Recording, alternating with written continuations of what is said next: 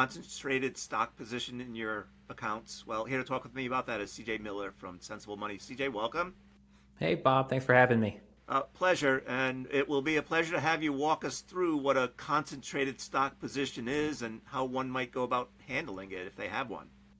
It's a great question, and it's a common problem. And so what ends up happening is, especially for executives, they'll accumulate a large position in a single stock.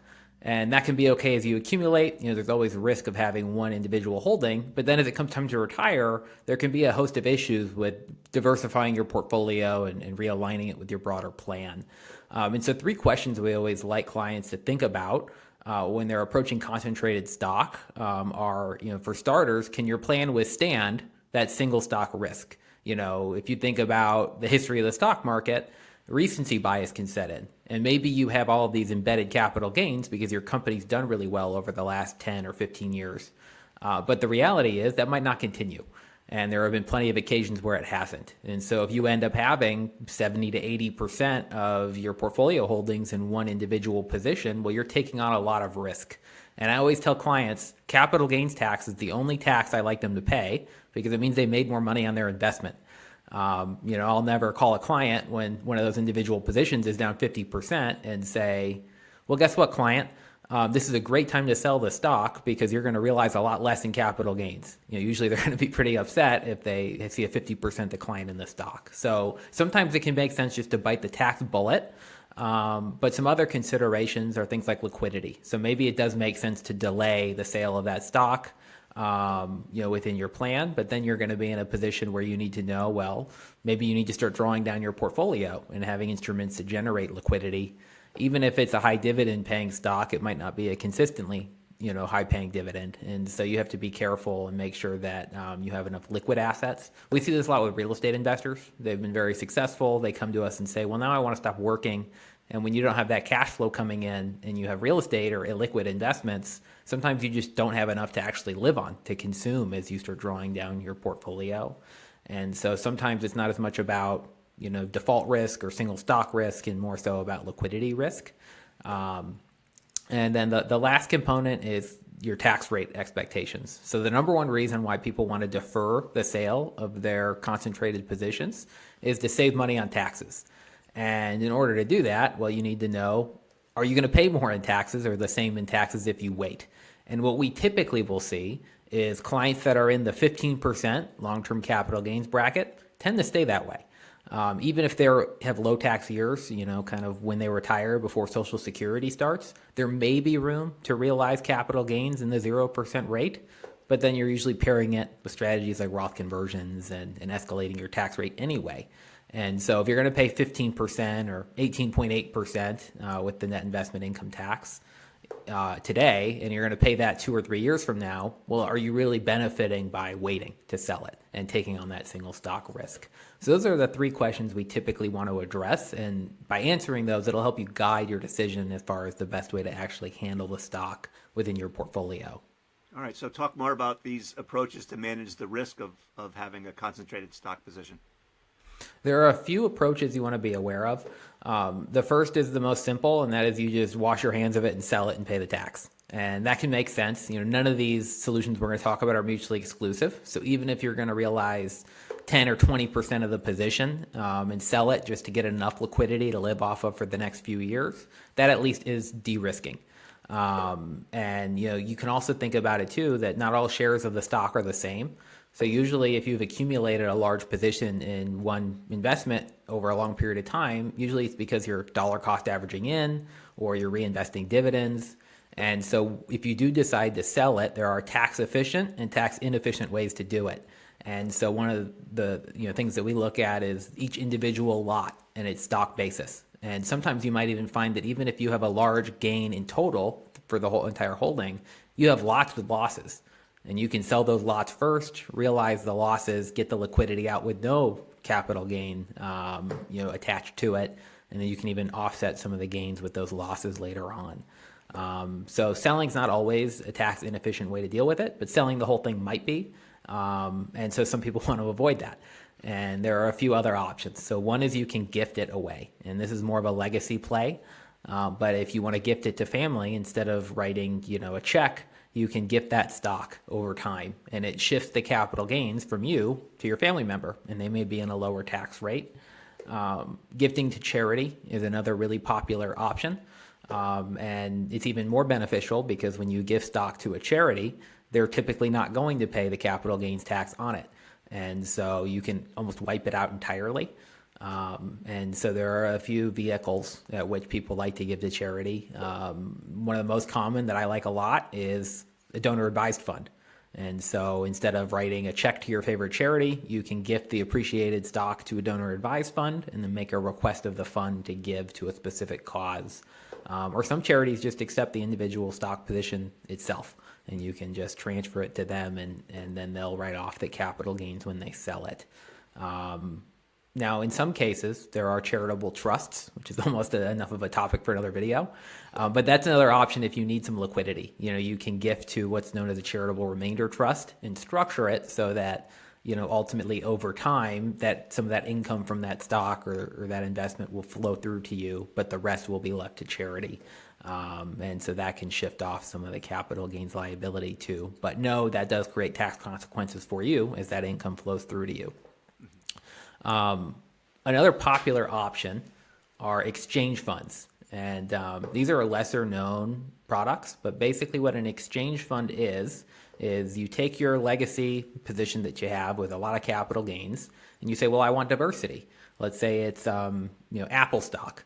And that's coming up a lot right now because Apple stock year to date hasn't been doing so well compared to the S&P 500. So a lot of holders are saying, well, maybe it's not worth, holding on to that to not realize the gains. And so what an exchange fund does is it allows you to take that individual stock and transfer it into a basket of stocks. And there's some cons involved, but in general, then you get the diversity. So you own one share of basically a basket of funds, and then if you ever take the money back out, basically you get multiple individual stock positions that are granted from the fund. Now here are some of the drawbacks. So the exchange fund has no liquidity. If you give the stock to the exchange fund, typically there's a 7-year lockup.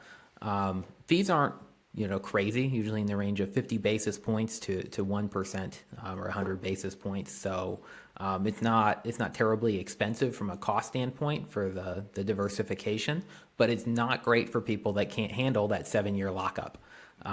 You also don't control what they're investing in or what you get back out. And so, the capital gains don't actually go away. So let's say you've got $1 million of unrealized gain, and then over that 7-year period, it grows to be 1.3 million of unrealized gain. And then you get a basket of stocks back. Maybe they give you 4 stocks that you don't want. Well, the gains are still there. You still have to pay the tax on it unless you redistribute to the exchange fund. So where they work the best is typically either for executives that can't sell the stock because of lockup periods. And so it is kind of a way to diversify because you literally can't sell the stock because of regulatory rules, or for people that are targeting estate tax. And so they want to step up in basis. They're going to hold the stock hopefully for their lifetime without realizing the gains, and then their heirs will get a full step up in cost basis there. What about option strategies? Are those among the risk management techniques? They are. Option strategies are, I would say they're more complex, and there's a lot of nuances involved. The two most popular are known as covered call, and then there's an options collar. So what a covered call is basically you've got a large position, and you don't know if it's going to go up or down, but you want some liquidity from it, and you basically want to hedge against potential downside risk. And so what you do is you take your long position, the stock that you own, and you write calls against it. Typically, you're going to do that out of the money. So let's say it's trading for $100. You write a call that is listed at $110. And then you're getting a premium from whoever buys that option from you. Now, here's the downside is let's say that stock goes up to $120. Well, that option that you wrote is going to get exercised and you're going to be forced to sell it for 110 instead of 120. So you do trade off upside, potential of the stock for some liquidity and some income. And so that can be a nice way when you're deferring the sale to at least generate some return, in exchange. And it benefits you if the stock doesn't move very much because the calls ultimately don't get exercised. The collar is more to hedge against downside risk, and there's trade-off to that too. So the best way to hedge against downside risk using options is when you buy a put. That's the simplest thing to do. And what a put is it basically is a contract that allows you to sell the stock at a stated price. So if the stock is trading at $100 today, you buy a put at say $80. So if the stock goes to 50 in a big decline, well, you can exercise your option to sell it at 80 and lock in an outcome.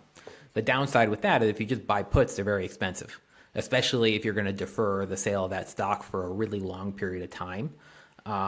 So much so that it's not typically advantageous to do that. And so what people will do is they'll say, well, let's trade off here, and we still want to buy the put, but let's also write a call.